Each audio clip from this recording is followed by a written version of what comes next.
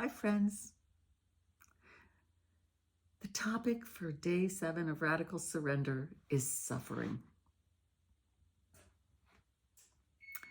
If you have been in this lifetime and you haven't suffered, then congratulations. You can take a pass on this video. But if you have suffered, then what I have to say about radical surrender and suffering is we can't change the fact that we have endured suffering in our lifetime.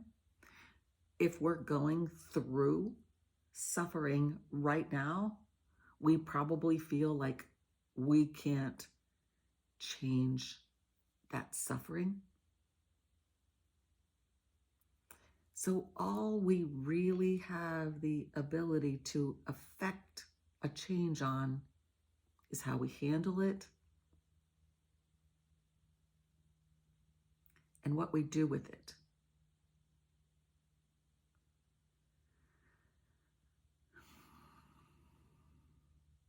I've said before, I don't know if I said it recently, but as a very young child, I was molested by a babysitter. And a lot of the memories around that were suppressed. Specifics. I created the story that I could live with because of the suffering.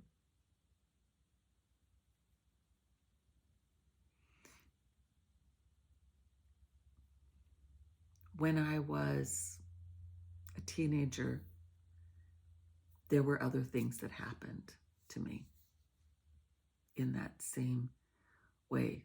I wasn't molested, but I was followed, just different things.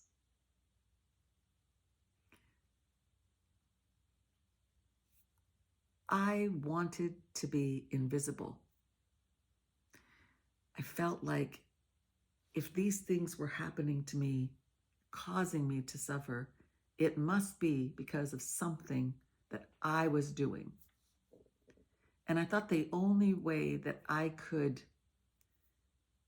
get around that was to be as small and as invisible as I possibly could be.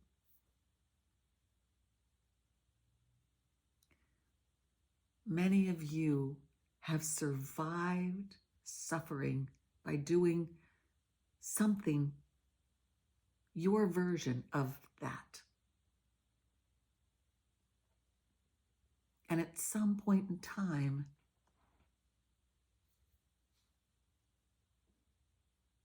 you either find yourself living your life as a victim of what happened, and perhaps now you're trying to heal that, or you make the decision not to be a victim. Hopefully you don't do what I did, which is you make the decision not to be a victim, but you don't do any healing. So while I feel like I made this very healthy decision by not doing anything about it except stuffing it deep down inside,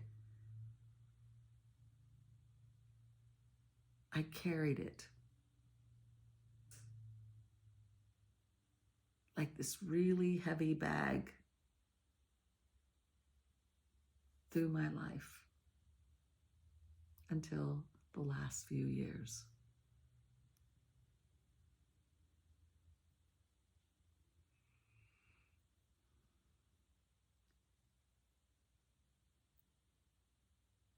So when I say it's the message I'm getting from Spirit, it's what you do with it. It is twofold. It is the choice that you make to heal it, to face it, which usually means choosing suffering. Because the healing process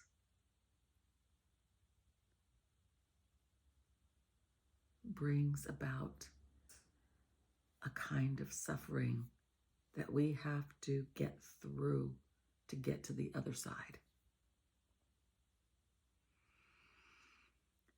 I don't know of too much of my healing journey that hasn't involved some kind of suffering. To whether it's energetic work, whether it's counseling, whether it's hypnosis, EMDR, everything that I've done requires processing. And the processing is where the internal struggle and suffering comes through. But it's all compressed usually at that point. Now, you take it all and you push it into this tunnel and you work your way through it. That's how it is for me. It's like usually 3 challenging days of battling, suffering.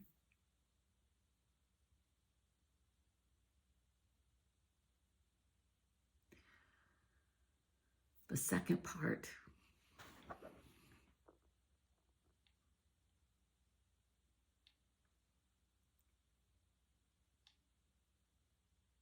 is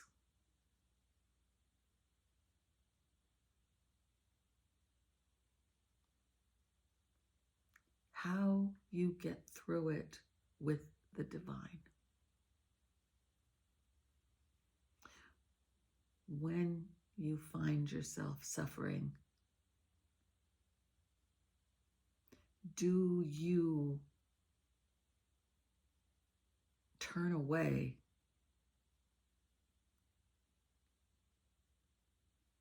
or do you turn to?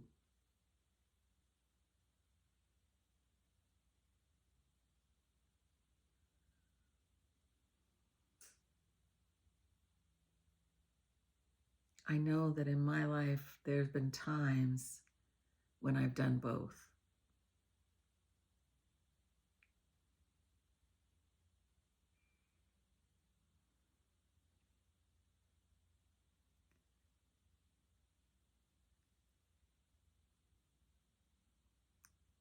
The greatest suffering that I ever had, I recently realized came from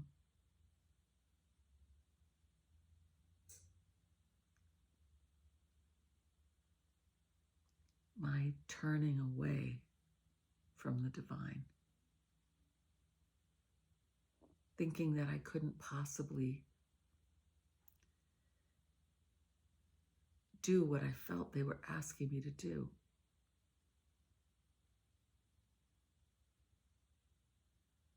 I was suffering and I turned away.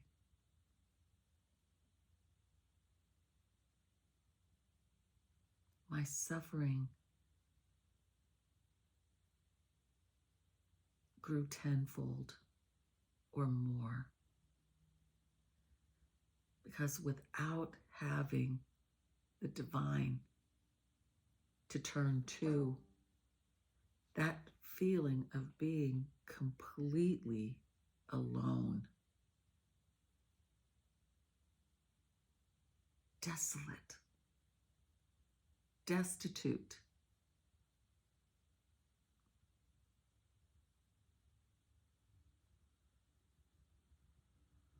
that was the moment that I turned to suicide. And God stepped in.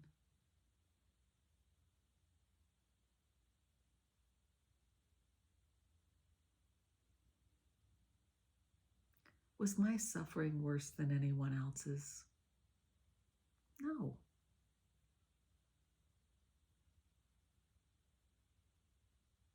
It's not a competition. Was I a bad person or a weakling because of how I handled my suffering? No.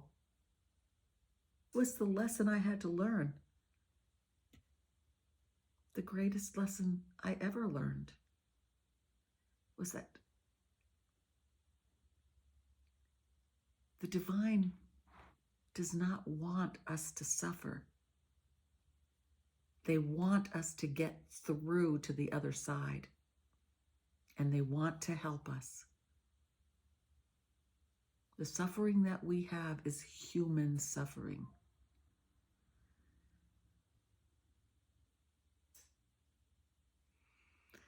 The radical surrender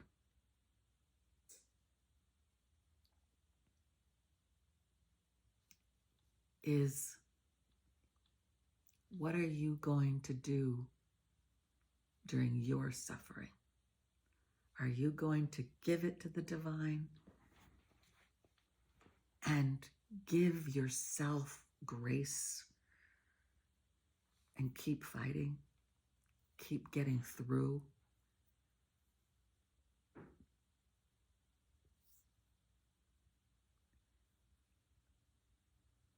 Surrender into it. I was called to pull a soul's journey lesson card tonight.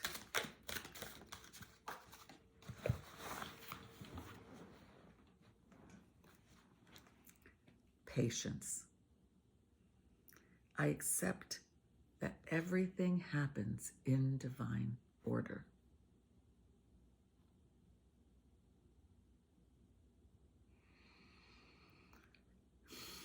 I'm sending you so much love. Bye for now.